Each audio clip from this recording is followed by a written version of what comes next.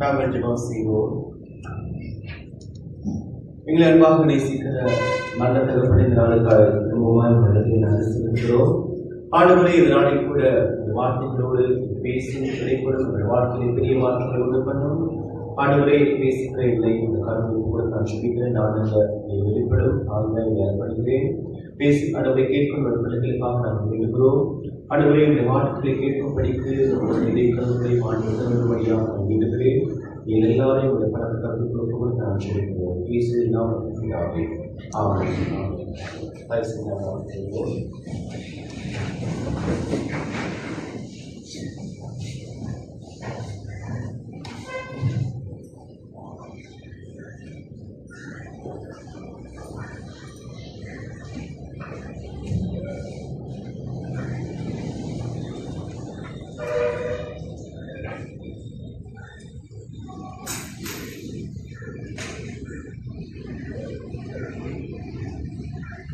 ஆண்டவராகிய இயேசு கிறிஸ்து நாமத்திலே உங்கள் யாவரையும் நாங்கள் வாழ்த்து வரவேற்கின்றோம். ஆண்டவருக்குள் நீங்கள் சுகமாகவும் சந்தோஷமாகவும் இருப்பீர்கள் என்ற நம்பிக்கையோடு நாங்கள் ஆண்டவரின் வார்த்தையை நாளிலே மன்னித்திருப்போம். இந்த நாளில் நாங்கள் வாசிக்க கேட்ட வாசகங்களில் சில முக்கியமான காரியங்களை மாற்றி நாங்கள் சுருக்கமாக கொள்ள உங்களிடத்தில் நான் ஆசைப்படுகிறேன். நாங்கள் முதலாவதாக வாசிக்கப்பட்ட உங்களுடைய சுவிசேஷ வாசிப்பது ஒரு 3 வசனங்களை நாங்கள் வாசித்தோம். ஆனால் மிக முக்கியமான ஆண்டவருடைய அநேக சத்தியங்களை வெளிப்படுத்துகின்ற வசனங்களாக இருக்கிறது. நீங்க பாருங்க, மத்தேயு 10ஆம் அதிகாரம் 40ஆம் வசனம் முதல் 42ஆம் வசனம் வசனங்கள். அந்த 40ஆவது வசனத்தை நாங்கள் வாசிக்கணும்னு சொன்னா, உங்களை ஏற்றுக்கொள்ளுகிறவன் என்னை ஏற்றுக்கொள்ளுகிறான், என்னை ஏற்றுக்கொள்ளுகிறவன் என்னை அனுப்பினவரையே ஏற்றுக்கொள்ளுகிறான். இந்த வசனத்திலிருந்து நாங்கள் என்னத்தை விளைவிக்கிறோம் வாசிக்கிற, அதாவது நாங்கள் அதிகமாக வாசிக்கிற கேட்கிற வசனங்கள் தான். ஆனா நாங்கள் சில காரியங்களை நாங்கள் ஆழமாக விளைவிக்கொள்ள வேண்டும். இந்த இடத்துல பாருங்க, சொல்லப்பட்டிருக்கிறார், எங்களை யாராவது ஏற்றுக்கொண்டாங்கன்னு சொல்றேன். அவங்க யாரை ஏற்றுக்கொள்றாங்களா? இயேசு கிறிஸ்துவை ஏற்றுக்கொள்றாங்க. இயேசு கிறிஸ்துவை யாராவது ஏற்றுக்கொண்டா யாரை ஏற்றுக்கொள்றாங்களா? பிதாவாகிய தேவனை ஏற்றுக்கொள்றாங்கன்னு சொல்றோம். இதுக்கான காரணம் என்ன? நாங்கள் யோசிச்சு பார்க்கலாம். ஏன் ஆண்டவர் அப்படி சொல்றாரு சொல்லி? ஏன்னு கேட்டா, இது நாங்கள் எங்களை ஏற்றுக்கொண்டான்னு சொல்லும் பொழுது நாங்கள் ஆண்டவருடைய ஊழியத்தை செய்யும் பொழுது, ஆண்டவரை பற்றி நாங்கள் மற்றவர்களுக்கு சொல்லும் பொழுது, யாராவது எங்களை ஏற்றுக்கொள்ளும் பொழுது அவங்க ஏற்றுக்கொண்டது யார? என்னல்ல, யார? ஆண்டவரை. யாராவது ஏற்றுக்கொள்ளலன்னு சொன்னா, யாரை ஏற்றுக்கொள்ளல? என்ன ஏற்றுக்கொள்ளலங்கிறத விளைக்கிற அர்த்தம் இல்லை. யாரை ஏற்றுக்கொள்ள? ஆண்டவராக இயேசு கிறிஸ்துவை ஏற்றுக்கொள்ள. ஆண்டவராக இயேசு கிறிஸ்துவை ஏற்றுக்கொள்ளவில்லை என்றால் பிதாவாகிய தேவனை அவர்கள் ஏற்றுக்கொள்ளவில்லை. ஆண்டவராக இயேசு கிறிஸ்துவை ஏற்றுக்கொண்டார்களானால் அவங்க என்ன செய்யணும்னா, பிதாவாகிய தேவனை ஏற்றுக்கொண்டிருக்கிறார்கள். ஏன்னா நாங்கள் பிரசங்கித்துக் கொண்டிருப்பது அல்லது நாங்கள் சொல்லிக் கொண்டிருப்பது வேற யாரையும் பற்றி இல்லை, ஆண்டவராகிய இயேசு கிறிஸ்துவோடைய நற்செய்தி. நாங்க இந்த இடத்துல இருந்து ஆண்டவருடைய ஊழியத்தை செய்யறோம் அப்படிங்கிற பேர்ல நாங்க வேற எந்த விஷயத்தை குறித்து பேசல, எங்களை குறித்து உலகத்தை குறித்து நாங்கள் பேச. நாங்கள் பேசுறது யாரை குறித்து? ஆண்டவராகிய இயேசு கிறிஸ்துவை பற்றியும் அவருடைய வல்லமையை குறித்தும் அவருடைய தெய்வத்தன்மையை குறித்து நாங்கள் செய்யறோம், பேசணும். அதனால யாராவது நாங்கள் சொல்றதை ஏற்றுக்கொண்டாங்கன்னு சொன்னாங்க, எங்களை ஏற்றுக்கொள்ளல, அவங்க யாரை ஏற்றுக்கொள்றாங்க? ஆண்டவராகிய இயேசு கிறிஸ்துவை ஏற்றுக்கொள்றாங்க. ஏன்னா பாருங்க, 2 கொரிந்தியர் 2ஆம் அதிகாரம் 5ஆம் அதிகாரம் 20ஆம் வசனத்துல சொல்லப்படுது. 2 கொரிந்தியர் 5ஆம் அதிகாரம் 20ஆம் வசனத்துல, ஆனபடியினாலே தேவனானவர் எங்களை கொண்டு புத்தி சொல்லுகிறது போல நாங்கள் கிறிஸ்துவுக்காக ஸ்தானாதிபதிகளாக இருந்து தேவனோடு ஒப்புரவாகுங்கள் என்று கிறிஸ்துவின் உங்களை வேண்டிக் கொள்கிறோம். இது என்ன காரணம்னு கேட்டா, நாங்க இந்த இடத்துல இருந்து இந்த விஷயத்தை சொல்றதுக்கு, ஆண்டவரை பத்தி பிரசங்கிக்கிறதுக்கு, ஆண்டவருடைய ஊழியத்துக்கு செய்யறதுக்கு காரணம் என்னன்னு கேட்டா, தேவன் எங்களை எப்படி வச்சிருக்காருன்னு கேட்டா, இந்த உலகத்துல ஸ்தானாதிபதிகளாக வச்சிருக்காரு. அப்படின்னா என்னது? நாங்க சிலர் நீங்க கேள்விப்பட்டிருக்கீங்களா? இங்கிலீஷ்ல ஒரு வாசனம் எம்பசிடர் கேள்விப்பட்டீங்கன்னா, எம்பசிடர் அப்படின்னா தூதுவர் சொல்லுவாங்க இல்லையா? அப்படின்னா நாங்க சொல்லுவோமே, இப்ப அமெரிக்காவுக்கான தூதுவர் இலங்கையில் இருப்பாரு. அவரை ரெப்ரசென்ட் பண்றது யாரு? அமெரிக்காவோட அங்க இருக்காரு இலங்கையில. அந்த மாதிரிதான் ஆண்டவர்களை தங்களுடைய பணியை செய்வதற்காக, அவருடைய ஊழியத்தை செய்வதற்காக பரலோகத்துல இருக்கிற எங்களுடைய ராஜாவாகிய ஆண்டவரை நாங்கள் பிரதிநிதித்துவப்படுத்துவதற்காக எங்கள் என்ன செய்தார் கேட்டா, ஒரு தூதுவராக ஸ்தானாதிபதிகளாக இந்த உலகத்தில் என்ன செய்திருக்காரு வச்சிருக்காரு. அப்ப நாங்க யாரை பிரதிநிதித்துவப்படுத்துறோம்னு கேட்டா எங்க ஆண்டவர். அப்ப அதனால அந்த ஆண்டவரை பத்தி நாங்கள் மற்றவங்களுக்கு சொல்லும் பொழுது, அவனை நாங்கள் அறிவிக்கும் பொழுது, உலகத்தில் உள்ளவங்க நாங்கள் சொல்றதை ஏற்றுக்கொண்டார்கள் சொன்னா அவங்க எங்களை ஏற்றுக்கொள்ள, அவங்க யாரை ஏற்றுக்கொள்றாங்க? ஆண்டவராகிய இயேசு கிறிஸ்துவை ஏற்றுக்கொள்றாங்க. யோசிச்சு பாருங்க. இன்னும் அந்த வார்த்தைக்கு நான் கொஞ்சம் தேடி பார்த்தோம்னு சொன்னா, ஸ்தானாதிபதி சொன்னா ஒரு அரசர் அல்லது பேரரசர் சார்பில் ஒரு இடத்தை ஆட்சி செய்ய இல்லாட்டி நிர்வகிக்க நியமிக்கப்பட்ட அதிகாரிகளை குறிப்பிட இந்த சொல் பயன்படுகிறது. நம்மளுடைய அரசர், நம்முடைய பேரரசர் தான் யாருன்னு கேட்டா நம்முடைய ஆண்டவராகிய இயேசு கிறிஸ்து. அவருடைய சார்பாக சரியா இந்த இடத்துல இல்லாட்டி இந்த தேசத்துல நாங்க வந்து அவர் சார்பாக அவரை பிரதிநிதித்துவப்படுத்தி அவருடைய ஊழியர்களை செய்தோட நடத்தப்பட்டிருக்கோம், அழைக்கப்பட்டிருக்கிறோம். அதனாலதான் வேதம் சொல்லி சொல்றாரு. அது ஆண்டவர் சொன்னு கேட்டா, உங்களை யாராவது ஏற்றுக்கொண்டாங்கன்னு சொன்னா யாரை ஏற்றுக்கொள்றாங்க? அவங்க யாரை ஏற்றுக்கொள்றாங்க? என்ன ஏற்றுக்கொள்றாங்க? என்ன ஏற்றுக்கொள்றாங்கன்னு சொன்னா அவங்க யாரை ஏற்றுக்கொள்றாங்க? பிதாவாகிய தேவனை ஏற்றுக்கொள்றாங்க. இதான் இதனுடைய நாங்கள் விளங்கிக் கொள்ள வேண்டிய ஒரு விஷயமாக இருக்கிறது. இன்னும் நாங்க பார்த்தோம்னு சொன்னா இன்னும் கொஞ்சம் உங்களை விளங்கப்பட்டு கலாத்தியர் 14, அப்படி இருந்தும் என் சரீரத்தில் உண்டாயிருக்கிற சோதனையை அசட்டை பண்ணாமலும் அரோசியாமலும் தேவ தூதனை போலவும் கிறிஸ்து இயேசுவை போலவும் என்னை ஏற்றுக்கொண்டிருக்கிறார். கலாத்திய சபைக்கு சொன்னார், என்ன செய்யும் கேட்டா, எனக்கு நிறைய சோதனைகள் இருந்துச்சு, இதெல்லாம் நீங்க அசட்டை பண்ணாம நீங்க இதை எப்படி ஏற்றுக்கொண்டீங்க? எப்படி ஏற்றுக்கொண்டாங்க? அவங்க தேவ தூதனை போலவும் கிறிஸ்து இயேசுவை போலவும் ஏற்றுக்கொண்டார்கள் சொல்லி.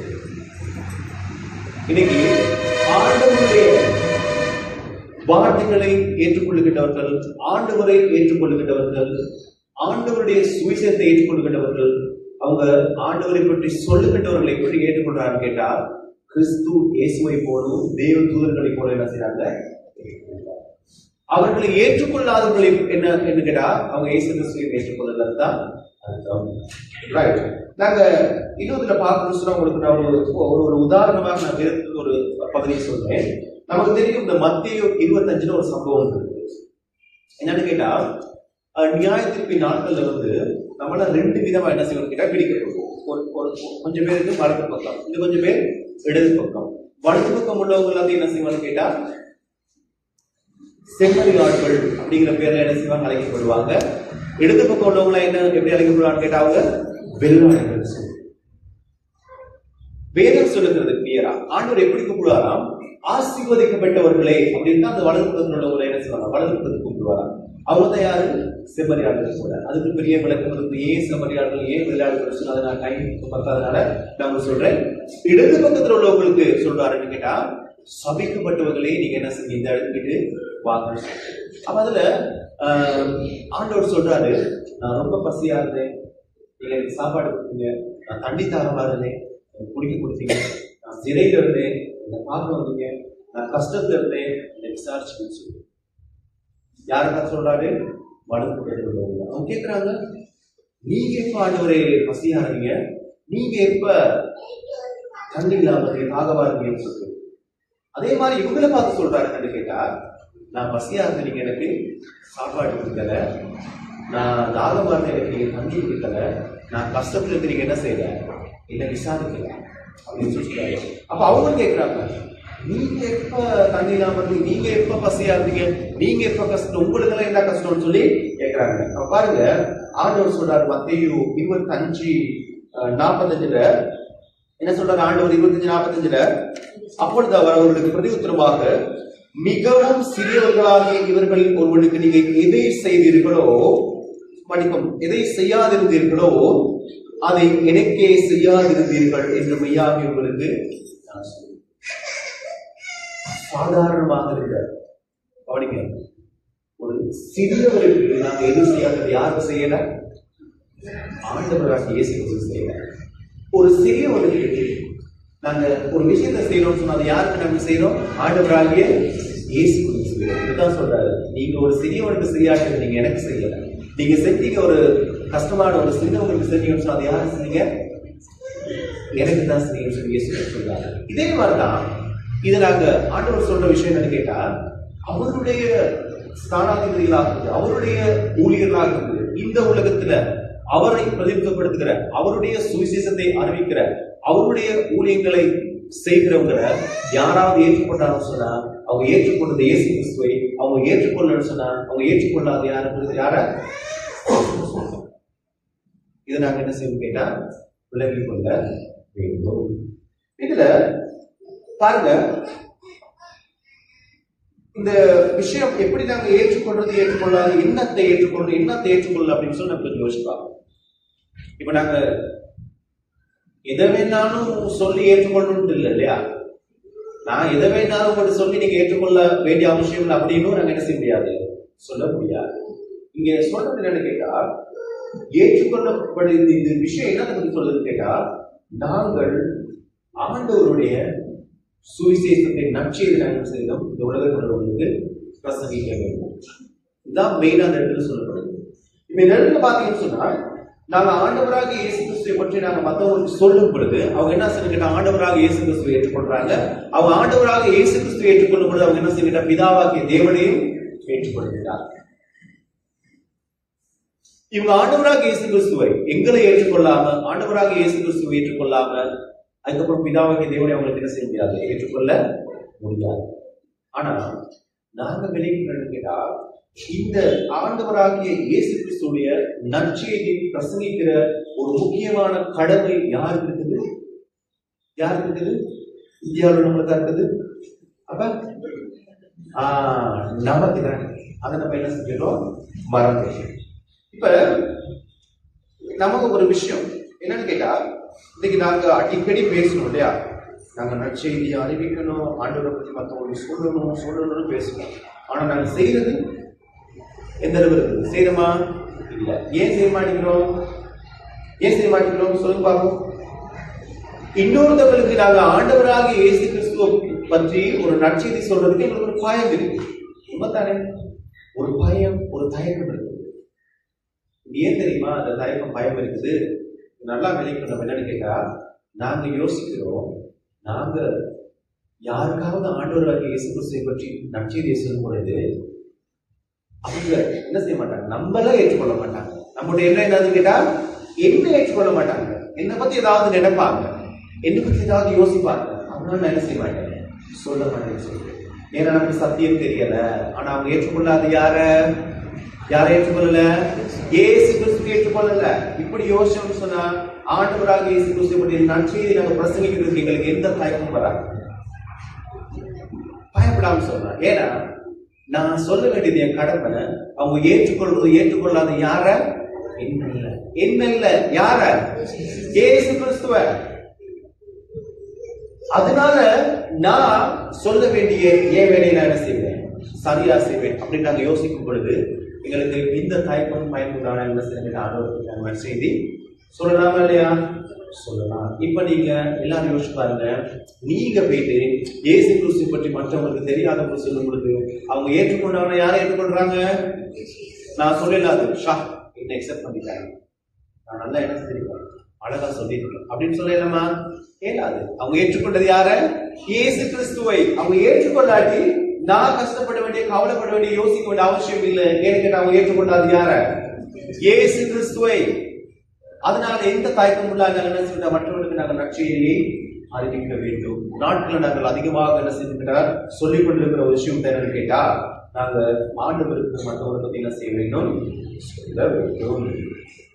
அதனால்தான் இன்னைக்கு நிறைய பேர் என்ன செய்யறது இல்லைன்னு கேட்டா, சொல்ல வேண்டிய செய்ய வேண்டிய ஒரு விஷயம் என்னன்னு கேட்டா, மற்றவங்களுக்கு போயிட்டாங்க உங்களுக்கான ஒரு பாவப்படி கொடுக்குது, உங்களுக்கான ஒரு ரட்சிப்பு இருக்குது, உங்களுக்கான ஒரு நித்திய ஜீவன் இருக்கிறது நம்ம செய்ய மாட்டேங்கிறோம், சொல்ல மாட்டேங்கிறோம்.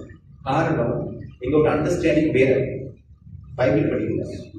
நாம என்ன சொல்லியிருக்கோம், எங்களை பத்தி ஏதாவது யோசிப்பாங்க, எங்களை பத்தி ஏதாவது சொல்லுவாங்க, எங்களோட கோச்சுவாங்கன்னு சொல்லிட்டு நாங்க என்ன செய்யணும் கேட்டா சொல்ல மாட்டேங்கிறோம். ஆனா அப்படி இல்லை, நாங்க ஏதாவது சொல்லாட்டி அவங்க யோசிக்கிறது, அவங்க இல்லாட்டி அவங்க எக்ஸப்ட் பண்ணாது யாருன்னு கேட்டா ஆண்டவராகிய இயேசு கிறிஸ்துவை. ஆகவே நாங்க என்ன செய்ய கேட்டா ஆண்டவராகிய இயேசு கிறிஸ்துவை பற்றி சொல்ல எங்களுக்கு வாய்ப்புகள் கிடைக்கும் பொழுது நம்ம என்ன செய்யக்கூடாது, அதை தவறு விடக்கூடாது. இது ஆண்டவர்கள் கொடுத்த முதலாவதாக ஒரு பெரிய கட்டளை. ஆண்டவருக்கு ஸ்தோத்திரம் நடுகிறேன். இன்னைக்கு ஈவினிங் டைம்ல வந்து நம்முடைய வாலிபர் ஐக்கியத்தில் எல்லாரும் சேர்ந்து சுவிசேஷ பணியோடு செய்ய போறாங்க. மற்றவங்களுக்கு சுவிசேஷம் சொல்ற ஒரு ஊழியத்தை நீங்க இந்த இடத்துல இன்னைக்கு ஆர்கனைஸ் பண்ணிருக்கீங்க. ஆண்டவர் இதான் நமக்கு தேவை. இன்னைக்கு வந்து நாங்கள் வந்து மற்ற விஷயங்கள் என்னென்ன செஞ்சாலும் இன்னைக்கு எங்களுக்கு தேவையான விஷயம் தான். ஏன்னா அதோட ரொம்ப இருக்குது, வேலையாட்கள் வந்து ரொம்ப குறைவாக பாருங்க. இதுல ஆண்டவரை ஏன் ஏற்றுக்கொள்ள மாட்டேங்கிறாங்க அப்படிங்கிற ஒரு பிரச்சனை நம்ம யோசிச்சு பார்ப்போம். நம்ம சொன்னா ஏற்றுக்கொள்ளணுமே, ஏன் ஏற்றுக்கொள்ள மாட்டேங்கிறாங்க? கவனிங்க, ஆண்டவருடைய சுவிசேஷம் நம்ம மற்றவர்களுக்கு சொல்வதற்கு, ஆண்டவருடைய சேவை செய்வதற்கும், ஆண்டவரை நாங்கள் மற்றவங்களை காட்டுறதுக்கும் நாங்க வந்து ஏதோ தானோட என்ன செய்ய முடியாது, வாழ முடியாது. எங்க வாழ்க்கிறோம்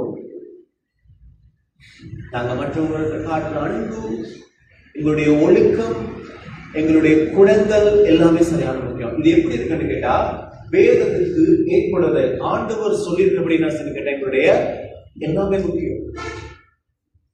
கவனிக்கு நாங்க சொல்றோம், ஆண்டவருடைய சீசர்கள் நாங்கள் சொல்லுவோம். நாங்க யாரு? நாங்களே யாரு? ஆண்டவருடைய சீசர்களா இருக்கும்போது இடத்துல நான் ஆசைப்படுறோம் இல்லையா, ஆண்டவருடைய சீசரா இருக்கும் சொல்லி. இப்ப சீசன் இல்லாட்டி சீடன் அப்படிங்கிறது பாத்தீங்கன்னு சொன்னா இங்கிலீஷ்ல சொல்லுவாங்க என்னது, டிசைபிள்ஸ் சொல்லுவாங்க. தெரியுமா? இந்த டிசைபிள்ஸ் அப்படிங்கிற வேர்ட்ல இருந்து தான் டிசிப்ளின் அப்படிங்கிற ஒரு வேர்டு வந்துச்சு. அப்ப ஆண்டவருடைய சீசரா நாங்க இருக்கணும்னு சொன்னாங்க. அந்த ஒழுக்கம் என்ன செய்ய கட்டாயமாக ஆண்டவர் என்ன சொல்றாரோ அதை செய்த ஆண்டவருடைய வார்த்தைக்கு கீழ்படுகிற ஒரு மனுஷனை நம்ம என்ன செய்ய கேட்டா இருக்கணும். இல்லாட்டி ஆண்டவருடைய உண்மையான சீசரா நம்ம இருக்க முடியாது. நாங்க இப்படி இருந்தா தான் உலகம் என்ன செய்யல ஏற்றுக்கொள்ளும். இல்லாட்டி நாங்க போயிட்டு எங்களுடைய ஆட்டிடியூட், எங்களுடைய கேரக்டர் சரியில்லாம நாங்க ஒரு ஆண்டு இப்படி சொன்னா என்ன சொல்லுவாங்க, உலகத்துல அதனால ஏற்றுக்கொள்ள மாட்டேங்கிறாங்க. அவனே ஒரு திருட்டு பையன், அவன் சொல்றது நம்ம கேட்கணுமா? சொல்லுவாங்க பேசுறாரு இங்க யாரும் இல்ல சரியா, இல்ல சொல்லுவாங்க அப்படியே ஒரு பொய்க்காராரு, அவன் சொல்றது எப்படினாங்க நம்புறது சொல்லுவாங்களா இல்லையா? அப்படி சொல்றதுக்கு நம்ம என்ன செய்யக்கூடாது, இடம் வைக்க கூடாது. இல்லாட்டி அவரே நான் ஒரு சுயநலவாதி, அவர் சொல்றது நம்ம எப்படி கேட்கறது, இதெல்லாம் எக்ஸெப்ட் பண்ணலாம். ஆனா ஆண்டவருடைய வார்த்தைக்கு கீழ்ப்படுது, அவர் எங்களுக்கு சொன்னபடி அந்த குணங்கள், அந்த அன்பு, அந்த ஒரு சமாதானம் என்ற ஒரு வாழ்க்கையை நாங்க வாழ்றோம்னு சொன்னா மற்றவங்களுக்கு ஆண்டவரை ஏற்றுக்கொள்வது இலகுவாக. அப்படித்தான் நாங்க என்ன செய்யணும், ஆண்டவர் ஊழியத்தை செய்ய, ஆண்டவருடைய சுவிசேஷத்தை நாங்கள் என்ன செய்யணும், செய்ய வேண்டும். ஆகவே கண்பானவர்களே, நாங்க என்ன செஞ்சு கேட்டா நீங்க யோசிக்க வேண்டிய அவசியம் என்னன்னு கேட்டா, நீங்க ஆண்டவரை பற்றி சொல்லும் பொழுது உங்களை ஏற்றுக்கொள்ளணும் நீங்க கவலைப்பட வேண்டிய அவசியம் இல்லை. அவங்க ஏற்றுக்கொள்வது யார? இயேசு கிறிஸ்து. அதுக்கு நீங்க என்ன செய்யக்கூடாது, ஆண்டவரை பற்றி சொல்லாம இருக்கக்கூடாது. சுவிசேஷத்தை நீங்க கட்டாயம் என்ன செஞ்சுக்கிட்டா பிரசங்க. நாங்க காலையில் கூட படிச்ச பாட்டு சில வரிகளை கேட்போம். சுவிசேஷ பாரம் ஒன்றே என் சுமையாக மாற வேண்டும். இந்த வாரம் எத்தனை பேருக்கு இன்னைக்கு யோசிப்பாங்க? எத்தனை பேருக்கு நாங்க ஆண்டவரை சொல்ல சொல்லி யோசிப்பாங்க? ஏன் எங்களுக்கு ஆக்கள் கிடைக்கல? இவங்களை சுத்தி நிறைய பேர் என்ன செய்யறாங்க இருக்கிறாங்க. இதான் நான் சொன்னேன், ஆண்டவரை பத்தி சொல்ல எங்க வாழ்க்கை ரொம்ப கவனமா இருக்கணும், ரொம்ப முக்கியமா இருக்கணும்னு சொல்லுவேன். இதுதான் நாங்க அன்னைக்கு வாசிக்கப்பட்ட இந்த ரோமர் புத்தகத்துல பாத்தீங்கன்னு சொன்னா, ரோமர் 6ஆம் அதிகாரம் இந்த 12ஆம் வசனத்துல சொல்லப்படுது பாருங்க. ஆகையால் நீங்கள் சரீர இச்சைகளின்படி பாவத்துக்கு கீழ்ப்படியத்தக்கதாக சாவுக்கு ஏதுவான சரீரத்தின் பாவம் ஆளாதிருப்பதாக நீங்கள் உங்கள் அவயங்களின் அநீதி ஆயுதங்களாக பாவத்துக்கு ஒப்புப்படாமல் உங்களை மறைத்துணர்ந்து பிழைத்திருக்கிறவர்களுக்காக தேவனுக்கு ஒப்புக்கொடுத்து உங்கள் அவயங்களை நீதிக்குரிய ஆயுதங்களாக என்ன செய்வீங்க, தேவனுக்கு ஒப்புக்கொடுங்கள். நாங்க ஆண்டவருக்கு சாட்சியுள்ள வாழ்க்கை வாழணும்னு சொன்னா, ஆண்டவருக்கு எந்த மூலமாக நாங்க மற்றவங்களை காட்டணும்னு சொன்னா, நாங்க என்ன செய்யலாம், ஆண்டவர் சொல்லக்கூடிய பரிசுத்தமான வாழ்க்கை நமக்கு செய்யணும், வாழணும். தேவையில்லாத பாவங்களுக்கு என்ன செய்யக்கூடாது, இருக்க கூடாது. ரொம்ப முக்கியமா இருக்குது. தேவனுடைய பிள்ளைகள், தேவனுடைய ஊழியர்கள், தேவனுடைய சீசன்கள் சொல்ற நாங்க எங்களுடைய வாழ்க்கை நம்ம என்ன செய்யணும், ரொம்ப கவனமாக இருக்க வேண்டும். அப்ப அவங்க என்ன செய்வான்னு கேட்டா, எங்க மூலமாக ஆண்டவரை ஏற்றுக்கொள்வாங்க. ஏன்னா நாங்க யாரு? வேதம் சொல்லுகிறபடி தேவனைகள் எப்படி ஏற்படுத்தியிருக்கிறாரு? ஸ்தானாதிபதிகளாக. நீங்களும் நானும் சாதாரண யாரு இல்லை. யாரு யாரு? தேவனுடைய ராஜ்யத்தில், பரலோக ராஜ்யத்துல இருக்கிற அந்த பேரரசரை பிரதிநிதிப்படுத்துகிற ஸ்தானாதிபதிகள் யாரு? முக்கியமான ஆட்கள். அப்ப நாங்க ஏதோ இருக்கலாமா? உங்களை பார்த்த பிறகுதான் என்ன செய்வாங்க கேட்டா, அங்க எப்படி இருக்கு, அவர் எப்படிப்பட்டவர்கள் என்ன செய்வாங்க, அனுப்பியிருப்பாங்க. ஏற்கனவே பல தலைவர்கள் சொல்லியிருக்கோம், எங்க வாழ்க்கை ரொம்ப முக்கியம் சொல்லியிருக்கோம். ஆகவே நாங்க ஆண்டவரை தைரியமாக பிரசங்கிப்போம். எங்கள்கிட்ட எந்த தயக்கமும் வேணாம். ஊழியம் ரொம்ப முக்கியமாக இருக்கிறது. அதே நேரத்தில் பாருங்க, இன்னைக்கு வாசிக்கப்பட்ட இந்த பழைய ஏற்பாட்டின் வாசகத்துல, ஆதியாகமத்துல ஒரு அருமையான பகுதி, எங்களுக்கு எல்லாரும் அதிகமாக வாசித்து பழக்கப்பட்ட ஒரு பகுதி. என்னத்தை வாசிச்சோம்? யாருக்கு வாசிச்சோம்? ஆபிரகாம். ஆபிரகாம் பார்த்தீங்கன்னு சொன்னா, ஆபிரகாம் வந்து ஆரம்பத்துல இருந்தே ஆண்டவர் சொல்றாரு எல்லாத்தையும் என்ன செஞ்சாரு. அது பிறகு ஒரு நல்ல ஒரு ஆளுக்கு பிறகு என்ன செஞ்சாரு கேட்டா, ஆண்டவர் ஒரு பிள்ளையை கொடுத்தாரு. யாரு அவர்? யாரு? கொடுக்குற மாதிரி கொடுக்குற என்ன செய்யாரு கேட்டா, இதை கொண்டு போயிட்டு என்ன செய்ய, தகடு படி அப்படின்னு சொல்லி ஆபிரகாம் சொன்னாரா, ஒரு நாள் நான் செய்ய மாட்டேன் ஆண்டவரே, ஏன்னா நான் தவமிருந்து பெற்ற பிள்ளை சொன்னாரா. ஆண்டவர் கேட்டா, ஆண்டவர் ஆபிரகாம் சொன்னதா கேட்டா, அதாவது ஆண்டவர் ஆபிரகாம் ஆண்டவருக்கு கீழ்ப்படிந்து என்ன கேட்டா, ஈசாங்க கூட்டிட்டு போனாரு பலி. இந்த இடத்துல பாருங்க, ஒரு விஷயத்தை மட்டும் நான் காட்டி முடிக்க விரும்புறேன். இந்த கதை எல்லாத்துக்கும் தெரிஞ்சனால கவனிங்க. ஆபிரகாம் எல்லா நேரங்களிலும் ஆண்டவருக்கு என்ன செய்ய கேட்டா கீழ்ப்படிந்தார். காரணம் அவருக்கு விசுவாசம் இருந்துச்சு. ஆண்டவர் நன்மையாக செய்வார் சொல்லிட்டு, அதனாலதான் நீங்க ஆபிரகாம் நம்ம சொல்றோம் விசுவாசத்தின் தந்தை. இந்த இடத்துல பாருங்க, அவங்க கூட்டிட்டு போறாங்க மொரியா அப்படிங்கிற ஒரு மலைக்கு. அப்ப அவங்களோட போற அந்த வேலைக்காரங்களுக்கு நிப்பாட்டிட்டு போறாரு. நாங்க போயிட்டு என்ன செய்யறோம், இந்த வேலையை முடிச்சுட்டு வரோம் அப்படின்னு அவர் சும்மா சொல்லல. இந்த 5வது வசனத்தை பாருங்க, 22:5 ஒரு அருமையா சொல்றாரு. அப்பொழுது ஆபிரகாம் வேலைக்காரை நோக்கி, நீங்கள் கழுதையை நிறுத்தி இங்கே காத்திருங்கள், நானும் பிள்ளையாண்டானும் அவரிடம் மட்டும் போயிட்டு இல்ல, முக்கியமான வசனம், தொழுது கொண்டு உங்களிடத்துக்கு திரும்பி வருவான்னு சொல்றாரு. ஆபிரகாம் சொல்றது கேட்டா, வர்ஷிப் பண்ணிட்டு தான் போறான்னு, பிள்ளைய பணி கொடுத்து வாரன்னு சொல்லுங்க, இல்லாட்டி கொண்டுட்டு வாரன்னு சொல்லுங்க. ஆபிரகாம் சொல்றது கேட்டா, நான் ஆண்டவர், அதாவது அவரை தொழுது கொண்டு திரும்புவாரு. கவனிங்க, நீங்க நாங்க யோசிக்கிறோம், வர்ஷிப்னா என்ன, ஆராதனைனா என்ன? ஆராதனைன்னு சொல்லும்போது பாட்டு படிக்கிறது, இல்லாட்டி நாங்க வாயில ஆண்டவருக்கு சொல்ற மாதிரி இல்லை. உண்மையான ஆராதனை சொன்னா ஆண்டவருக்கு இல்ல, நாங்க ஆபரகம் வாழ்க்கை உண்மையான ஆண்டவரை நீங்களும் நானும் ஆண்டவரை ஆராதனை செய்யணும்னு சொன்னா எங்க கிட்ட இருக்க வேண்டிய முதலாவது குவாலிபிகேஷன், இல்லாட்டி அவங்க எதிர்பார்க்கிற விஷயம் இருக்கு என்னன்னா, அந்த ஆண்டவருக்கு என்ன செய்யணும், கீழ்ப்படிவுள்ளவர்களா இருக்கணும். அதை எது சொல்றாரோ நம்ம என்ன செய்யணும், செய்யணும். இதுதான் ஆபிரகாம் ஆண்டவருக்கு செலுத்துற ஆராதனை. இன்னைக்கு இந்த ஆராதனை நாங்க எத்தனை பேர் செலுத்துறோம்? எத்தனை பேர் ஆண்டவருடைய வாழ்க்கைக்கு கீழ்ப்படிவுள்ளவர்களா இருக்கும் சொன்னாங்க விஷயம். கவனிங்க, இதை நான் தொடர்ந்து வாசிக்கும் பொழுது இந்த 18ஆம் வசனத்துல பாருங்க, அவர் சொல்றாரு, நீ என் சொல்லுக்கு கீழ்ப்படிந்தபடியினால் உன் சந்ததிக்குள் பூமியில் உள்ள சகல ஜாதிகளும் ஆசீர்வதிக்கப்படும் என்றும் என் பேரில் ஆணையிட்டேன் என்றும் கர்த்தர் சொல்லுகிறார். கீழ்ப்படினால் வந்து ஆசீர்வாதம். நீங்க ஆண்டவர் எதிர்பார்க்கறது நினைக்கிறீங்களா? ஆராதனை ஆராதனை ஆராதனை சொல்றோம் இல்லையா, நீங்க செய்ய சொல்றோம். இதான் ஆபிரகாம் இந்த வாழ்க்கையிலிருந்து நாங்கள் கற்றுக்கொண்ட விஷயம் கேட்டா, ஆண்டவருக்கு உகந்த ஆராதனை கேட்டா அவருக்கு கீழ்ப்படி. ஆபிரகாம் கீழ்ப்படிந்தால், ஆண்டவரை விசுவாசித்தால் என்ன செய்யப்பட்டுச்சு, அவ்வளவு ஆசீர்வாதங்கள் என்ன செய்யப்பட்டுச்சு, ஆபிரகாமுக்கு கிடைச்சு. அது மூலமாக ஒரு சந்ததிகள் ஆண்டவர் சொல்றாரு, நீங்க கீழ்ப்படினால உங்களுக்கு தேவையான எல்லா ஆசீர்வாதங்களும் செஞ்சாங்க கேட்டாங்க, கொடுத்தாங்க. இன்னைக்கு நாங்க யோசிச்சு பார்ப்போம், ஆண்டவருடைய வார்த்தையில சில பேர் கீழ்ப்படிக்கிறவராக யோசிச்சு ரொம்ப முக்கியம். ஆகவே பிரியமானவர்களே, இந்த நாளில் நாங்க வாசிக்கப்பட்ட இந்த வசனம், இந்த காரியங்களை மாற்றம் உங்களுக்கு நான் சொன்ன போது யோசிக்கிறேன்னு கேட்டா, ஆண்டவரை ஏற்றுக்கொள்ளும் பொழுது, ஆண்டவரை ஏற்றுக்கொள்றவங்க, ஆண்டவரை பத்தி நாங்கள் மற்றவங்க சொல்லும் பொழுது, பிரசங்கிக்கும் பொழுது அவரை ஏற்றுக்கொள்ளும் பொழுது யாரை ஏற்றுக்கொள்ள, யாரை ஏற்றுக்கொள்றாங்க? இயேசு கிறிஸ்து ஏற்றுக்கொள்றாங்க. நான் அப்படிங்கிறது நம்ம பார்க்கணும். அவனுக்கு நான் இருக்குங்கிற அதனாலதான் பிரச்சனை. நான் கிடைக்கிறதுனால தான் பிரச்சனை. அதுக்கு யார் இருக்கணும்?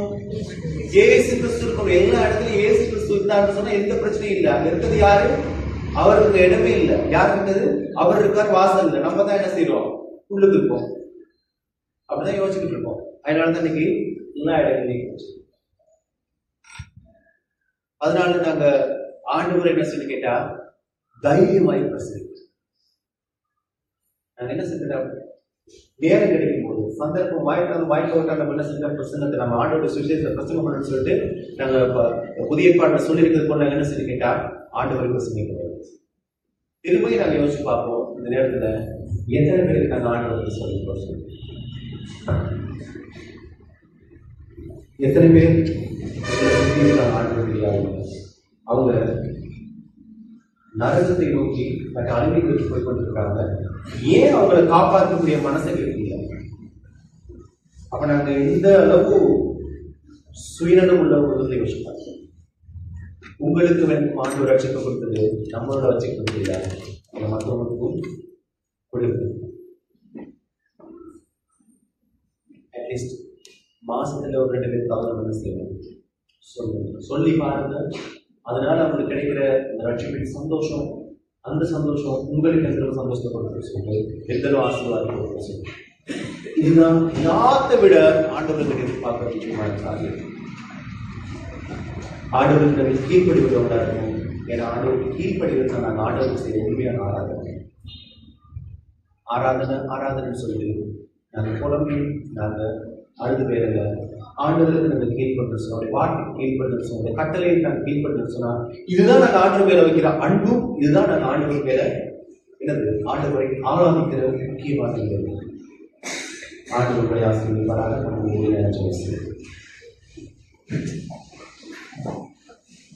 முதல்ல தகப்பனை நாளை திரும்பமாய் ஆண்டவருடைய வார்த்தைகளோடு பேசினபடியாக உங்களுக்கு நன்றி, கைப்பற்றபடியாக நன்றி செலுத்துகிறேன். ஆண்டவரை இந்த வார்த்தைகளை நாங்கள் வெளியிட்டு கொண்டது பணி. நாங்கள் ஆண்டவரை இந்த பணிகளை நாங்கள் தைரியமாக செய்யக்கூடிய உள்ளத்தைகள் தாங்காதவர்கள்.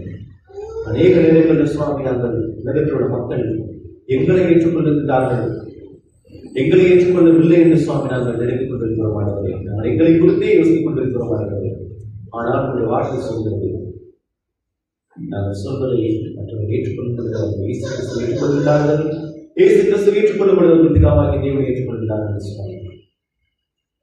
சுவிசேஷ ஊழியத்தை நாங்கள் செய்யக்கூடிய அந்த திருவிழாங்க நாள் சுவாமி சுவிசேஷ ஊழியை செய்கின்ற ஒரு அழகான பிள்ளைகளுக்காக அதோடைய பிள்ளைகளுக்கு தேவையான எல்லா கிருபையும் ஞானத்தை வாழ்ந்து கொடுக்கும்படியாக சொல்லியிருக்கிறார். ஆண்டவர் தாங்க சுவாமி என்னுடைய கூட இருந்த சுவாமி நாளை கூட அநேகர் இப்பட்டு தெரிந்து கொள்ள ரட்சிப்புக்குள் வர தேவன் திருவை செய்யும்படியாக சொல்லியிருக்கிறார். ஆண்டவரை நாங்கள் வாசிப்படி சுவாமி ஆண்டவரை மக்கள் நாங்கள் உண்மையான ஆராதனை செய்கிறது. நீங்கள் விரும்புகிறபடி சுவாமி நாங்கள் கீழ்ப்படிதல் உள்ள ஒரு உண்மையான ஆராதனை படத்தில் நாங்கள் சொல்லிக்கிறோம். நாளுக்கு நாள் சுவாமி அதை நாங்கள் கணப்படுத்திக் கொள்ள நாடுகளுக்கு கீழ்ப்படுத்தி மாடுகளுக்கு திரும்பி செய்வதாக சொல்லிக்கிறோம். அதன் மூலமாக நீங்கள் ஆசீர்வாதங்களை அனுபவிக்கும் பிள்ளைகளுக்கு ஆண்டவர் கொடுத்து வைத்திருக்கிறார்கள். இயேசுவின் நாமத்தில் ஜெபிக்கிறோம் எங்கள் பிதாவே. ஆமென்.